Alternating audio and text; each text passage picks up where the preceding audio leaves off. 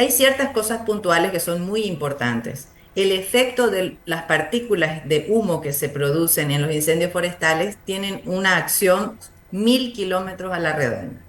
1000 kilómetros. 1.000 kilómetros a la redonda. Y nosotros estamos expuestos a eso todos los días y muchas veces, porque sucede esto desgraciadamente en forma consuetudinaria todos los años. Por eso es que es importante que todas las áreas que estén involucradas en este proceso anual puedan trabajar en una forma preventiva. Así como decía la persona que entrevistaron antes, la verdad que esto es una emergencia y deberíamos estar trabajando todos en ello.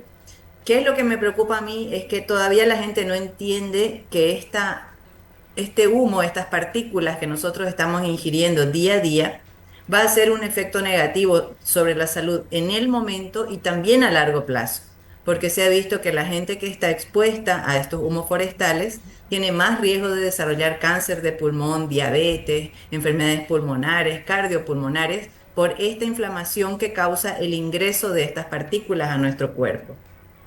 Mire, en el caso de su práctica diaria, doctora, usted decía, está preocupando el incremento de hospitalizaciones, de todo lo que significa atenciones de emergencia. ¿Qué tipo de problemas está habiendo, sobre todo aquí en Santa Cruz, doctora?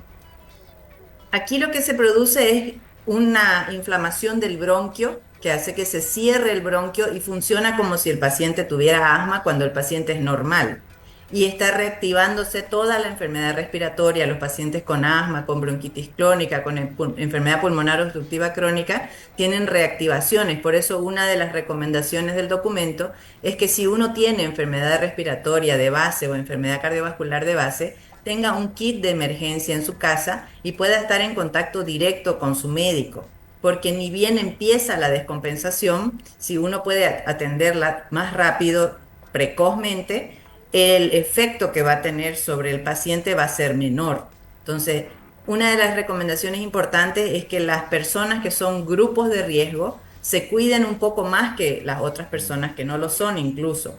Claro, Informarse es básico, sí. por eso es que hay que usar esta página eQuare, donde nosotros podemos ver cuál es la calidad del aire para ver si podemos salir al ambiente así sin barbijo o si no necesitamos usar un barbijo, que como usted bien dijo, tiene que ser el N95 porque es el único que filtra estas partículas. Era el que se Un barbijo utilizaba contra el quirúrgico COVID. no es útil. Era el que se utilizaba contra el COVID, el N95, ¿no?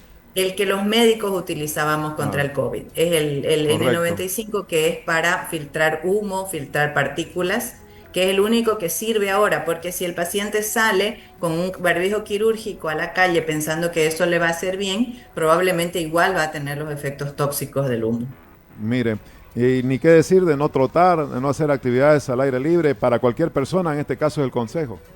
De acuerdo a la calidad del aire, cuando el aire es muy nocivo, ahí nadie tiene que hacer actividades Por ejemplo, al ambiente. hoy día, ayer, ¿cuándo se puede? Exacto. Cuando está regular, cuando está bien, bueno, eso es ineludible, ¿no? Pero cuando está en categoría regular, está amarillo, por decir, el... Cuando está Sí, amarillo, solo las personas de riesgo son las que tienen que usar este barbijo ya, N95. Los que tienen problemas respiratorios de base, cardiovasculares de base, niños, mujeres embarazadas y ancianos.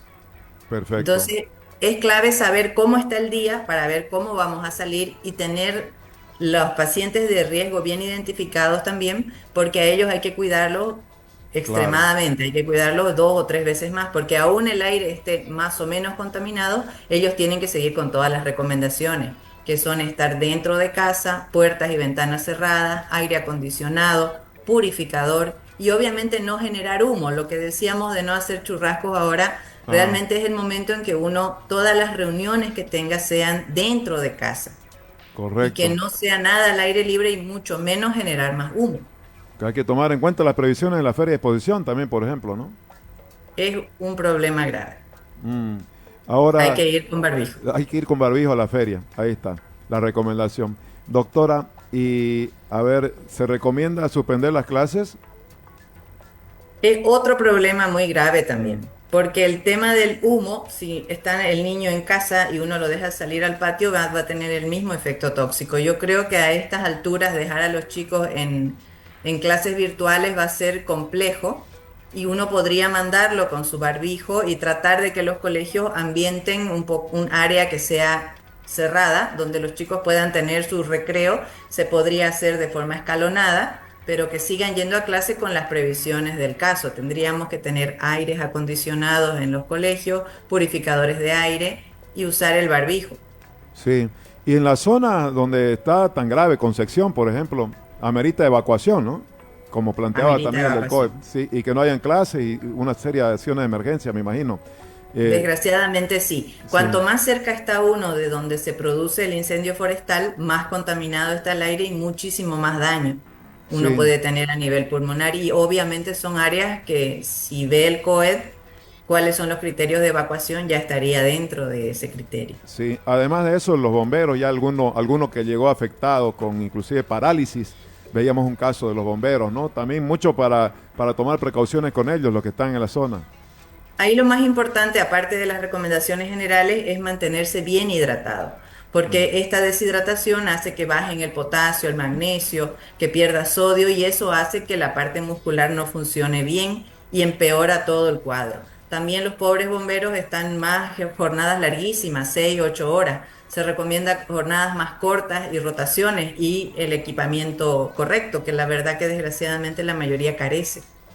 Sí, una última pregunta, doctora. Vamos a difundir su documento que ha sido también diseñado por médicos de Sudamérica, ¿no? Ha sido publicado por todos, como usted. Sí, Exactamente. Nosotros tenemos un foro de medicina interna sí. que va desde México y algunos países de Europa incluso. Este documento lo elaboramos estos países que estamos más preocupados. Ellos revisaron todo el documento y es un documento oficial del foro que está siendo difundido también en otros países. Le agradezco mucho por la Lo difusión. vamos a difundir en todas sus partes, en manera intensa y resumida y con videos si es necesario, doctora.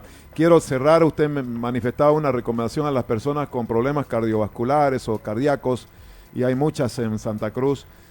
Plantea que tenga un kit. ¿Qué significa eso, doctora? Por ejemplo, si uno es asmático, tiene que saber qué inhaladores usar en caso de crisis. Si uno es hipertenso, tiene que saber qué tomar en caso de que la presión esté muy alta, porque la gente se preocupa mucho por el efecto pulmonar, pero se ha visto que el efecto cardiopulmonar también es igual de severo y hay más cantidad de infartos, embolias y hay crisis hipertensivas en los lugares donde hay afectación por el incendio forestal. Entonces, uno, de acuerdo a su enfermedad, debería tener ya consensuado con su médico qué hacer si está muy alta la presión, si siente dolor precordial, si siente algún tipo de déficit en su habla, en la forma en que se mueve y si tiene una crisis respiratoria. Entonces, eso es importantísimo hablarlo antes para tener eso de emergencia y comunicarse inmediatamente con su médico para evitar que el impacto de esta descompensación sea más intenso.